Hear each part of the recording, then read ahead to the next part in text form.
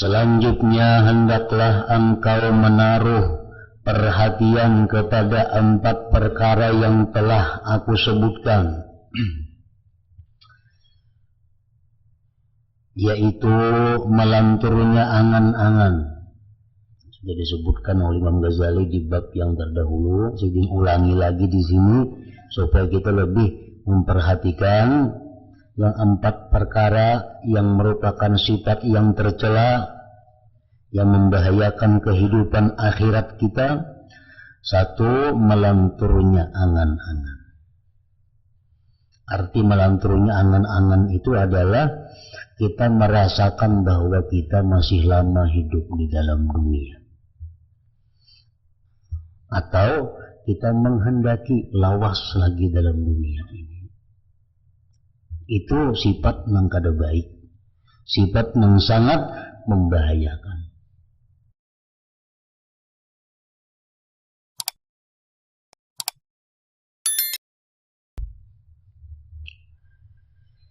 Cukuplah engkau ketahui bahwa hati merupakan pokok segala urusan yang ada hubungannya dengan ibadah. Hati adalah pokok modal segala urusan yang ada hubungannya dengan ibadah. Karena hati itu adalah mahallun niyah, hati itu tempatnya niat.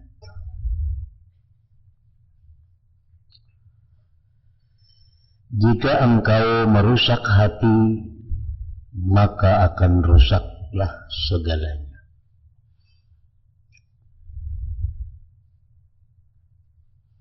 Walaupun itu jenisnya ibadah, tetapi dari niat yang buruk, dari niat yang salah, maka rusaklah ibadah itu.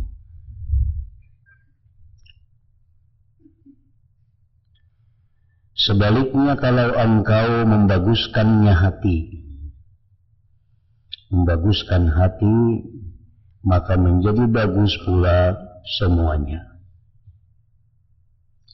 Idza salaha salahal jasadu kulluh, wa idza fasadat idza salahat salahal jasadu kulluh, wa idza fasadal jasadu kulluh.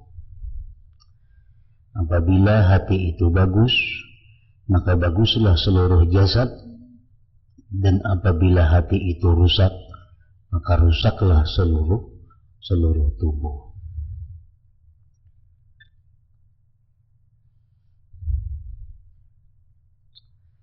Karena itu hati bagaikan pohon, dan seluruh anggota tubuh adalah cabang-cabang pohon itu, ranting-ranting pohon itu. Di mana baik atau buruknya cabang-cabang tersebut tergantung pada pohonnya. Kalau pohonnya sudah kada baik, tentu cabangnya pun kada baik juga. Hati juga bagaikan raja. Hati bagaikan raja. Sedangkan seluruh anggota tubuh kita mengikutinya. Kalau raja baik, maka baik pula rakyatnya. Dan kalau raja rusak, maka rusak pula semua rakyat.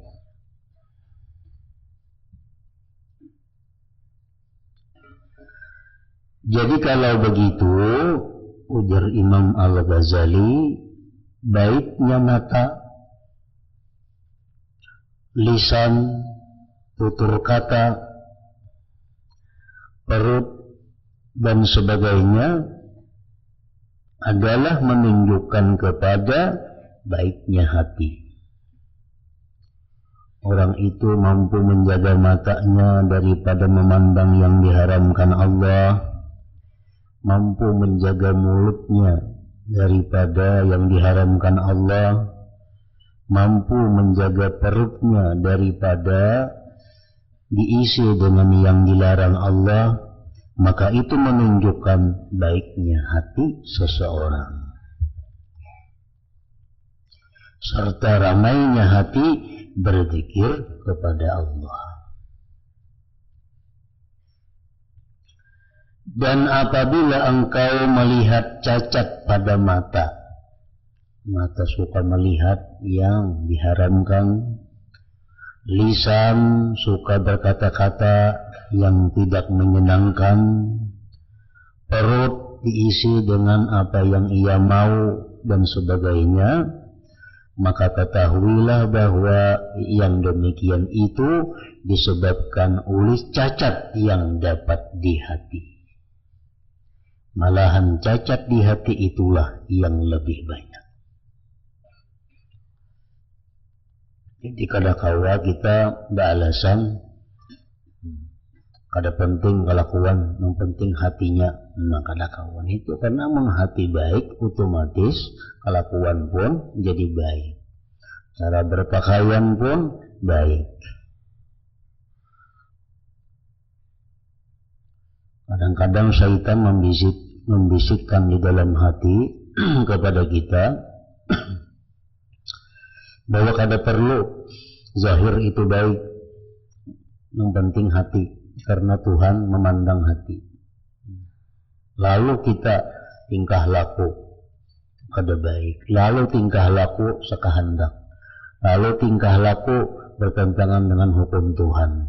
Alasan yang penting hati baik itu kada kawa. Karena bila hati baik, semuaan jadi baik.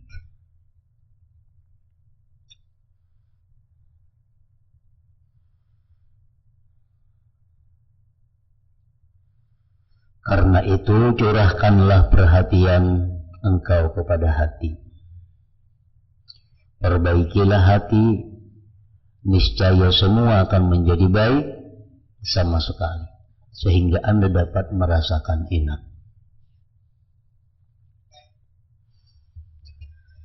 Kemudian masalah hati ini sangatlah sulit.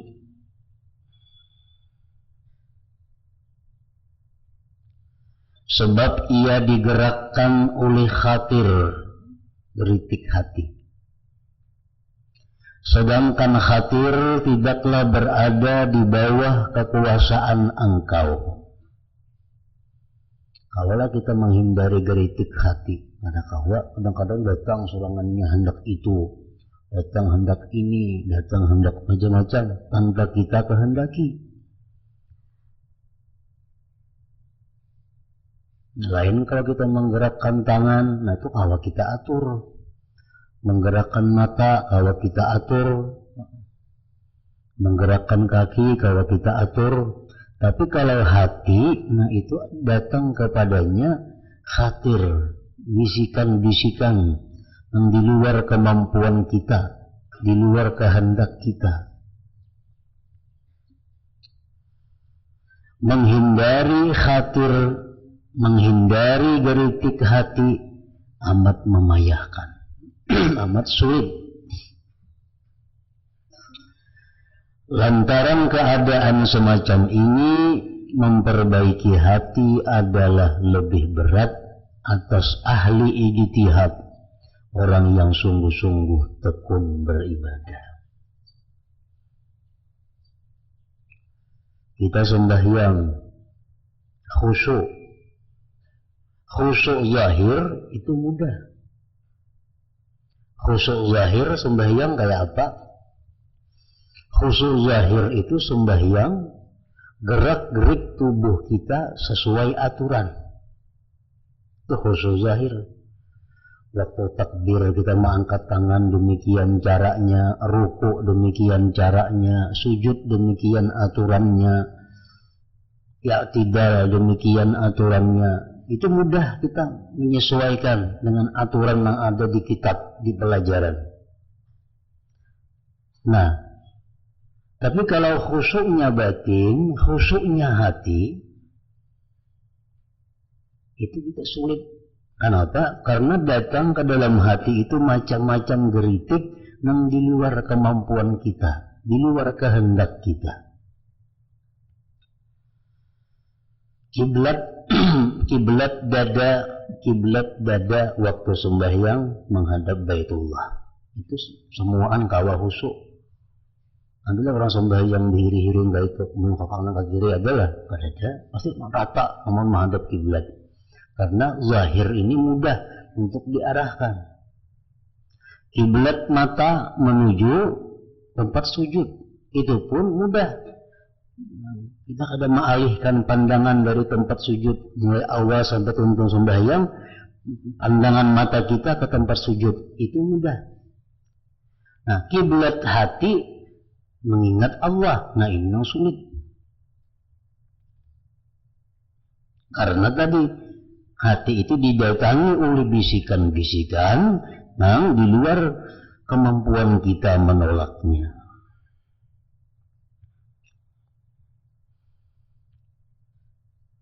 Jadi memperbaiki hati adalah lebih berat atas ahli ijtihad. Artinya ahli ijtihad orang yang sungguh-sungguh tekun beribadah.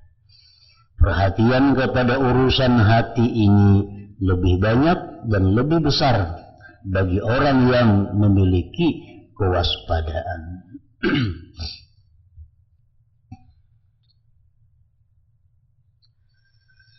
Diriwayatkan dari Abi Yazid Al-Bastami rahimahullah, beliau berkata, aku telah merawat hatiku selama 10 tahun, lisanku 10 tahun, nafsuku 10 tahun. Ternyata hatilah yang paling sulit rawatannya.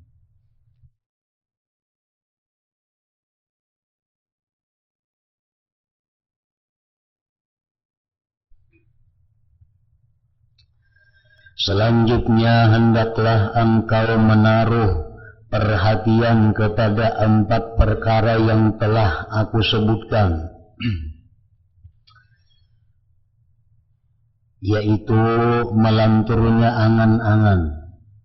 Sudah disebutkan oleh Imam Ghazali di bab yang terdahulu, saya ingin ulangi lagi di sini supaya kita lebih memperhatikan yang 4 perkara yang merupakan sifat yang tercela, yang membahayakan kehidupan akhirat kita. 1, melanturnya angan-angan. Arti melanturnya angan-angan itu adalah kita merasakan bahwa kita masih lama hidup di dalam dunia, atau kita menghendaki lawas lagi dalam dunia ini. Itu sifat yang kada baik, sifat yang sangat membahayakan. Kalau kita ini merasa lagi diri kita ini 1 tahun nih kada mati, umur masih anum, awak masih sihat. Padahal banyaknya orang 17 tahun mati. Ada mati terlanggar motor, ada mati kecelakaan, ada mati lamas, ada mati kebakaran. Nah, kalau kita merasa bahwa kita ini masih lawas lagi hidup dalam dunia, itu adalah sumber kerusakan. Yang kedua, tergesak-gesak dalam perkara yang ada hubungannya dengan ibadah. Artinya beribadah itu kalau terburu-buru itu merusak ibadah itu sendiri. Dalam hati kita ada geritik hati untuk beribadah, jangan langsung dituruti. Ta'anni, perlahan pikirkan. Jangan-jangan bisikan ibadah dalam hati tadi bisikan syaitan. Karena syaitan ini bisa membujuk kita beribadah, nafsu bisa membujuk beribadah, namun akhirnya nilainya 0. Jadi kalau ada geritik hati hendak beribadah, pikirkan. Yang dipikirkan bukan apa-apanya. Yang kita pikirkan itu adakah ibadah yang lebih baik daripada itu lagi.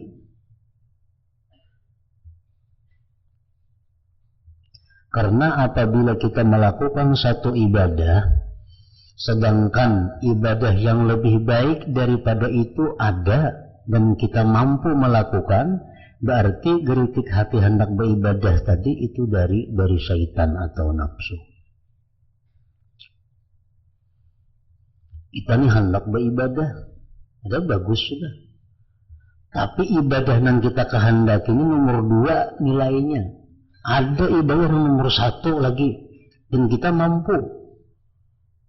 Kita karasi menggawi yang nomor 2 karena itu pengkehendak hati nih. Nah, berarti ibadah itu dari nafsu. Ada berpahala itu. Ada berpahala. Jadi walaupun geritik hati hendak beribadah, jangan tergesak-gesak pikirakan. Aku beribadah ini hukumnya apa dahulu? Sunat umpamanya. Adakah lagi sunat yang terbaik pada ini ku gawi? Oh, kadada ini sunat yang paling tinggi sudah nilai pahalanya. Yang kedua, pikirkan lagi, kalau aku menggawi sunat ini, adakah keparduan yang tertinggalakan? Kalau keparduan tertinggalakan gara-gara menggawi sunat ini jelas sudah salah. Nah, kalau ku gawi yang sunat ini, ku laksanakan yang sunat ini, adakah yang haram, yang ikut di dalamnya terlaksana? Kalau dalamnya ada yang haramnya, jelas sudah berarti ini ibadah kada bagus.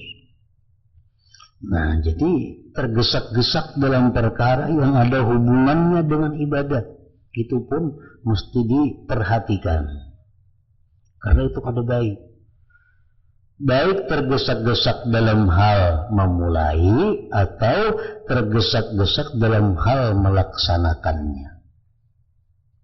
Orang sembahyang tergesak-gesak kada bertumakninah, sahlah sembahyangnya kada jadi sah. Orang membaca Quran tergesak-gesak sehingga hadramah kada berbuku berhuruf lagi, berpahala lah kada lagi. Jadi sebuku pembacaannya, kadang-kadang ngarep namanya ra, namanya za, namanya ha, namanya ha, anjapan kada jadi berpahala lagi. Semuaan akibat tergesak-gesak. Nah, itu yang kita perhatikan juga.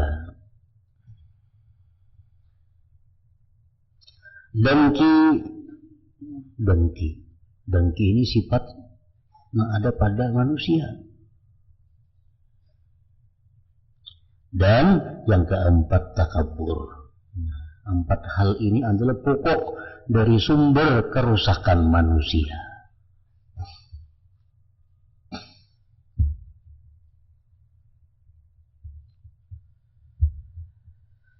Aku khususkan 4 hal ini dari yang lainnya dalam pembicaraan ini. Walaupun banyak lagi perilaku yang tercela, banyak lagi akhlak yang jahat, tetapi 4 ini yang kukhususkan, ujar Imam Ghazali.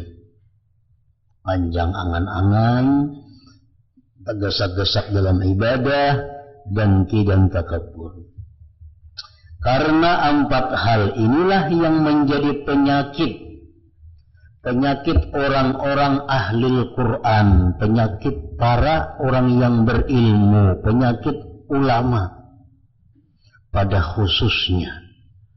Nah, 4 ini ulama-ulama pun kalau inya kada perhatian dengan dirinya kena penyakit yang 4 ini. Apalagi yang kada ulama artinya.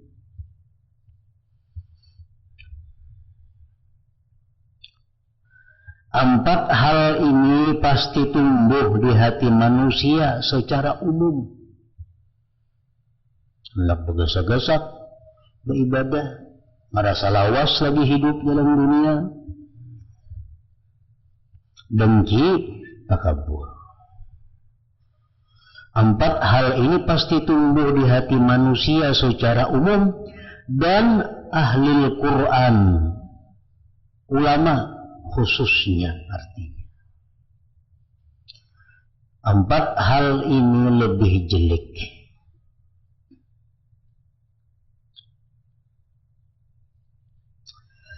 Engkau dapat melihat ahli Al-Quran atau para ulama yang melantur angan-angannya, sementara ia menganggap sebagai niat melakukan kebaikan, sehingga ia terjerumus ke dalam kemalasan dan menunda-nunda amal.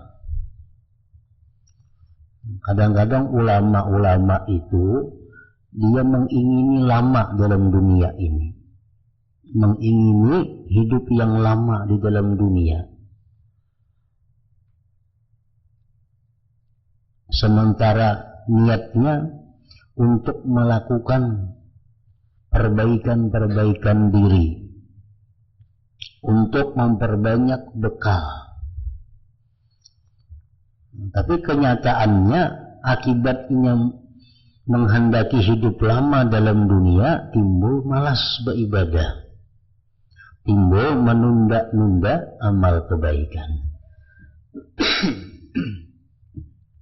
Karena itu akibat yang pasti dari orang yang merasakan lagi lama dalam dunia. Aina jagin beribadah umurnya 40, aina umur 60 hanya mulai berhimmat. Itu adalah penyakit panjang angan-angan. Dan ini rata-rata manusia demikian, merasa masih lawas lagi hidup. Yang anehnya lagi orang yang sudah umur 60, mata sudah kaur, huban sudah banyak, makain lagi aku amal berhimmat kena umur 80 sadang. Amun tante 80 sampai ini umur sudah 60.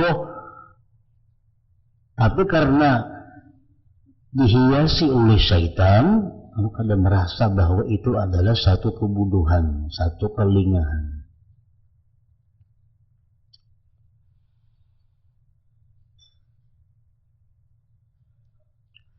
Orang semacam ini kelihatan tergesa-gesa untuk menghasilkan derajat kebaikan.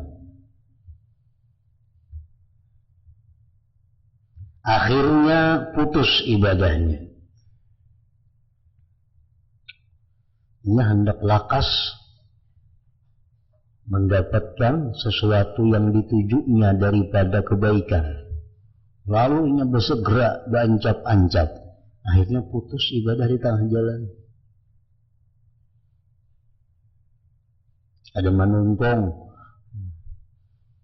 menuntung. Ini hendak lakas diberi Tuhan ma'rifat, ini hendak lakas diberi Tuhan hidayah nang macam-macam. Lalu ini beramal habis-habisan, guring kurang, makan kurang, begaul kurang, semua dipul untuk ibadah, mengharapkan segera dapat keistimewaan dari Allah. Jadi seharian beribadah, berbulan-bulan sudah melakukan itu, kada dia juga keistimewaan yang dunia datang, kada dia juga karamat yang dunia timbul. Padahal sudah habis siang malam beribadah, nak takas dapat itu. 2 bulan pada dia timbul, akhirnya muyak hampir, akhirnya sudah aku beribadah, kalau dapat napa-napa juga. Nah,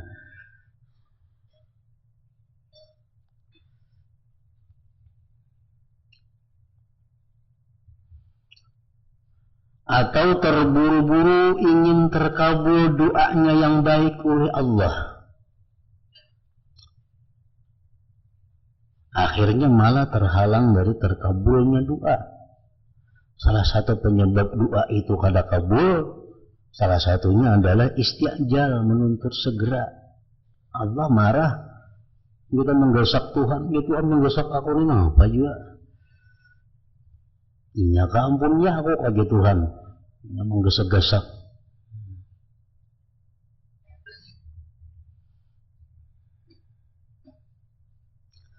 Atau tergesa-gesa mengutuk orang lain supaya memperoleh keburukan, akhirnya menyesal. Sebagaimana diriwayatkan dari Nabi Nuh alaihi salam, Nabi Nuh pernah mengalami itu. Sidin tergesa-gesa dalam berdoa sehingga minta binasakan seluruh orang kafir yang ada di bumi. Akhirnya beliau menyesali.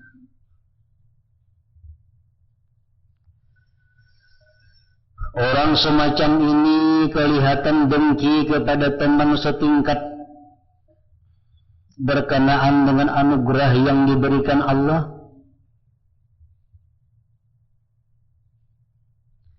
Sampai-sampai terkadang bisa menyampaikannya kepada suatu perkara yang mendorongnya melakukan perbuatan sangat jelek dan menunjukkan kejelikan dirinya. Artinya manusia secara umum itu ada dengki dalam hatinya. Terlebih-lebih ahli Quran, ahli ilmu, ulama. Itu lebih mudah didatangi oleh dengki itu. Kadang-kadang sampai melakukan perbuatan yang sangat jelek. Memfitnah, mengada-ada, menggibah itu sudahnya. Padahal orang fasik atau fajir saja belum tentu berani melakukan perbuatan itu. Tapi kalau ulama ini didatangi oleh dengki, bisa lebih berani daripada orang fasik.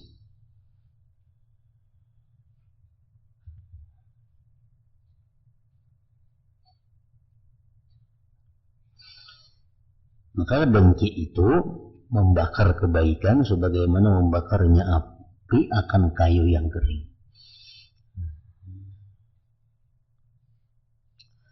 Lantaran keadaan yang demikian ini, Sufyan Ats-Tsauri rahimahullah berkata, aku tidak takut kepada orang yang hendak menumpahkan darahku kecuali kepada ahli Al-Quran dan ulama. Imam Sufyan Ats-Tsauri, aku kan ketakutan orang-orang jahat itu membunuh aku. Tapi yang aku takutkan aku ini dibunuh oleh ulama sendiri. Para muslimin bertanya tentang sebabnya. Kenapa juga ulama itu bisa membunuh? Sufyan menjawab, omongan semacam ini bukan aku yang pertama kali mengucapkannya. Yang pertama kali berbicara begitu adalah Ibrahim An-Nakhai rahimahullah. Bukan takut orang zalim membunuh aku, orang fasik membunuh aku. Tapi yang kutakutkan yang membunuh aku adalah ulama itu sendiri. Diriwayatkan oleh Atha, beliau berkata, Ats-Tsauri pernah berkata kepadaku, jagalah diri terhadap ahli Al-Quran, qari-qari, ulama-ulama, dan jagalah diri terhadapku bersama mereka ahli Al-Quran itu. Orang yang paling kusenangi di antara mereka dalam mensifatkan delima yang aku katakan manis, mengatakan bahwa delima itu masam. Aku tidak merasa aman terhadap usahanya kepada penguasa jahat untuk menumpahkan darahku.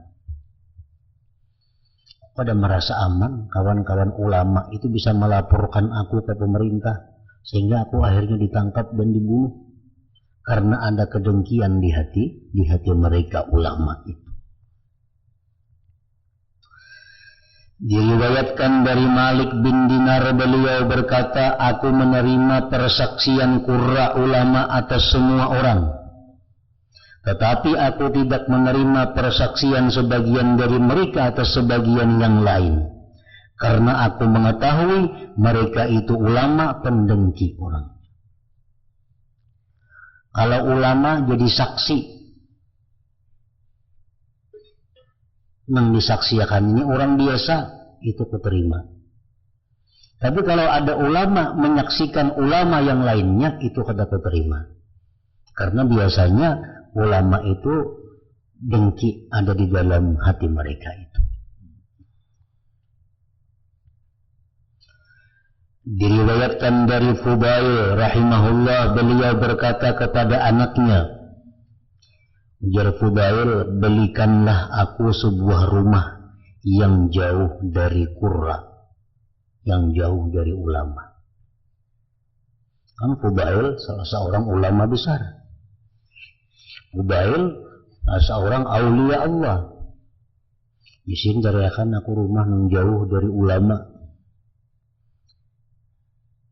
Apa untungku bertetangga dengan orang-orang yang apabila aku salah mereka merusak kehormatanku, dan kalau aku menerima nikmat mereka dengki.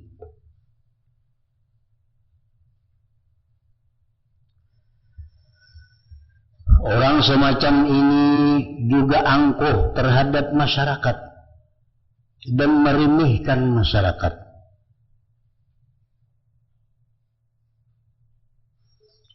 Ia berpaling kalau bertemu dengan orang lain, cemberut wajahnya, seolah-olah ia dikaruniai salat lebih 2 rakaat ketimbang orang lain.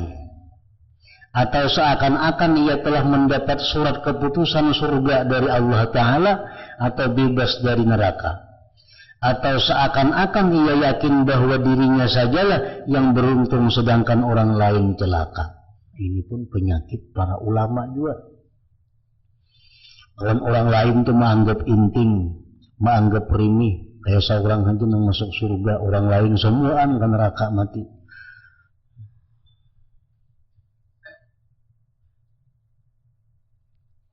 Orang lain semuaan kadang baiknya.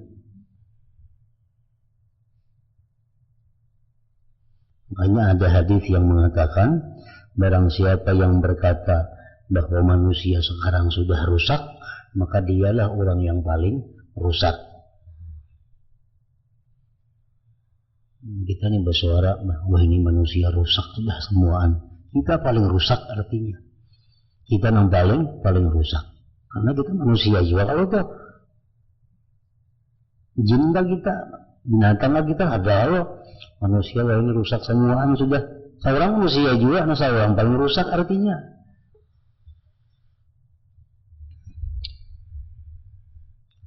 Kemudian selain itu, ia mengenakan pakaian orang yang tawadhu, pakaian yang serba lusuh, pakaian yang serba buruk, seperti pakaian bulu dan sebagainya, dan pura-pura mati nafsunya. Hal semacam ini tidak pantas dengan keangkuhan dan kesombongannya, tapi hatinya maka bahkan bertentangan dengan memang orang buta tidak bisa melihat. Memang orang buta itu tidak bisa melihat. Dituturkan bahwa Syekh Farqad As-Sabahi bertemu ke rumah Al-Hasanul Basri dengan mengenakan mantel luring, baju panjang biasanya dari bahan kain tebal yang coraknya berjalur-jalur. Sedangkan Al-Hasanul Basri memakai pakaian lengkap. Farqad memegang-megang pakaian Hasan Basri. Maka berkatalah Hasan Basri, apa sebab engkau melihat pakaianku? Pakaianku ini adalah pakaian ahli surga, ya Hasan Basri. Sedangkan pakaianmu adalah pakaian ahli neraka. Syekh Farqad ini tawadhu potongannya, baju pina buruk, pina usang, kopiah pina kada taatur, seraba meriget. Hasan Basri pakaian yang baik, pakaian yang rapi, pakaian yang bagus. Lalu Syekh Al-Farqad ini menjapa-japa pakaian Hasan Basri. Ngapa ya Hasan Basri? Aku ini pakaian ahli surga nangka ini. Ikanmu pakaian ahli neraka nangka itu. Memang pernah aku mendengar bahwa kebanyakan ahli neraka adalah orang-orang yang hanya memiliki mantel dekil, pakaian yang sangat kotor kumal. Lebih lanjut, Al-Hasan berkata, orang-orang itu berlagak zuhud dalam pakaian mereka, tetapi kesombongan ditaruh di hati mereka. Berpakaian yang pina tawadhu, berpakaian yang pina mundur kada menghiraukan dunia, tapi di hati mereka penuh dengan kesombongan, keangkuhan, menganggap orang lain semuaan salah, orang lain semuaan rusak tadi. Demi Allah yang asma'nya digunakan untuk bersumpah, tentu salah seorang di antara kalian lebih besar kesombongannya daripada orang yang mengenakan mantel rik itu. Kepada keadaan semacam ini, Zunnun al-Misri memberikan isyarat dengan perkataannya, tasawwafa fazdaha bisufi jahla wa ba'dun nas yalbasuhu majana. yurika muhanatan wa yurika kibra wa laysal kibru min syaklil muhana. Tasawwafa kayyuqalu lahu aminun wa ma ma'na tasawwufihil amanah. Walam yuridil ilaha bihi walakin arada bihi tarika ilal khiyanah. Artinya, ia mengenakan baju bulu pakaian ahli tasawuf pada zaman dulu. Lalu ia membangga-banggakan pakaian bulunya karena kebodohannya. Sementara itu sebagian manusia mengenakan orang yang benar-benar ahli menjernihkan hati sambil bergurau. Orang yang berlaga sufi, ahli tasawuf itu memperlihatkan kepadamu kehinaan dirinya, namun sering pula mempertunjukkan kesombongannya. Memang kesombongan tidaklah sama dengan kehinaan diri. Orang yang berlagak sufi memakai baju bulu supaya dikatakan sebagai orang yang terpercaya. Tetapi arti tasawufnya memakai baju bulu bukanlah suatu amanah terpercaya. Orang yang berlagak sufi itu tidaklah mengharapkan keridaan Allah dengan tasawufnya, tetapi maksudnya hanyalah agar mendapatkan jalan untuk khianat. Nah, berdasarkan keterangan tersebut di atas, ujar Imam Ghazali, maka jagalah diri engkau dari 4 penyakit yang telah aku tuturkan ini. Terutama takabur tadi. Orang yang menuntut ilmu itu mudah diserangnya takabur. Orang yang ahli ibadat mudah diserangnya takabur. Orang yang kaya mudah diserangnya takabur. Orang yang punya kedudukan tinggi mudah diserangnya takabur. Orang yang punya keturunan mulia mudah diserangnya takabur itu. Orang yang mempunyai keelokan, ketampanan, kecantikan mudah diserangnya takabur itu. Orang yang mempunyai banyak pendukung, banyak pengikut itu pun mudah diserangnya takabur. Maka jagalah diri engkau dari 4 penyakit yang telah kututurkan ini, terutama takabur. 3 yang pertama adalah tempat yang licin. Merasa lawas lagi hidup, tergesa-gesa dalam ibadah, dengki, itu adalah jalan yang licin.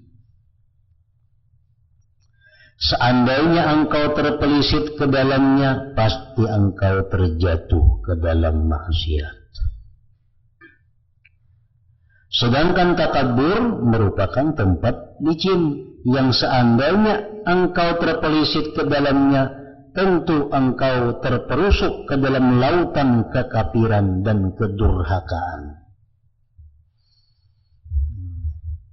Antara 4 perkara tadi yang paling berbahaya adalah takabur, karena takabur ini bisa membawa kepada kekafiran, kepada kafir. Janganlah engkau melupakan kisah iblis dan fitnahnya. Ia membangkang tidak mau bersujud kepada Adam, serta takabur, dan ia menjadi kafir. Orang yang takabur ini orang yang memakai sifat Allah.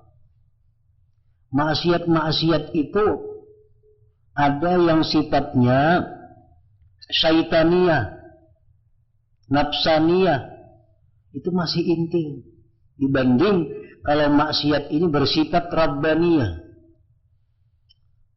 Orang makan babi, orang minum arak, itu sifatnya nafsaniyah, nafsunya. Orang melakukan riba, itu sifat nafsunya, itu maksiat juga.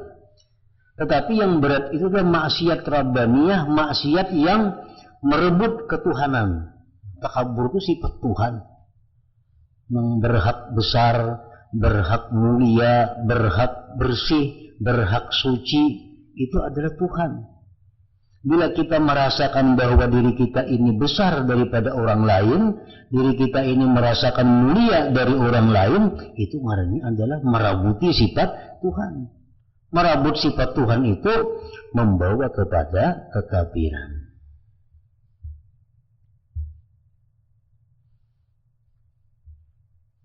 Kenapa kita kada boleh merasa besar, merasa mulia, walaupun kita ahli ibadat.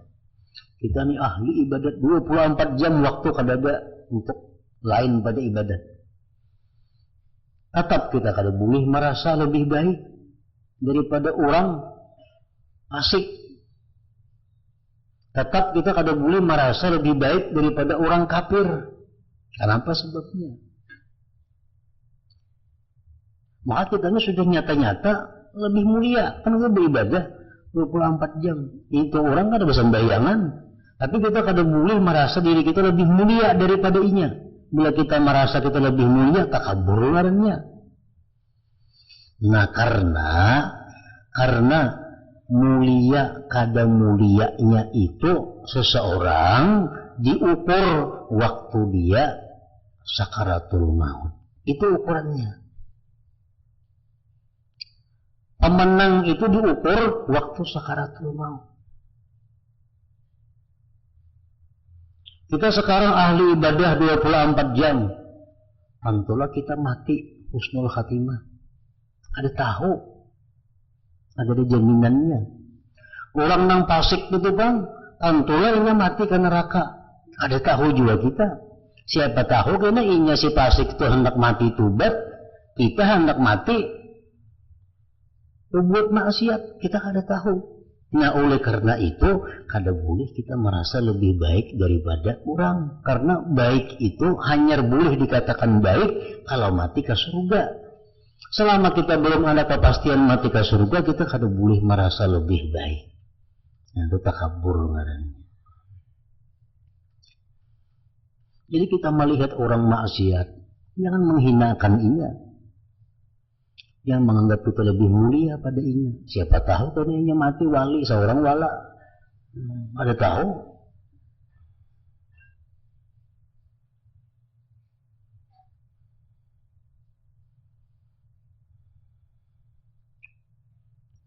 Jadi takabur itu berbahaya. Terpelisit dalam takabur ini bisa menjadi kafir. Marilah kembali kepada Allah.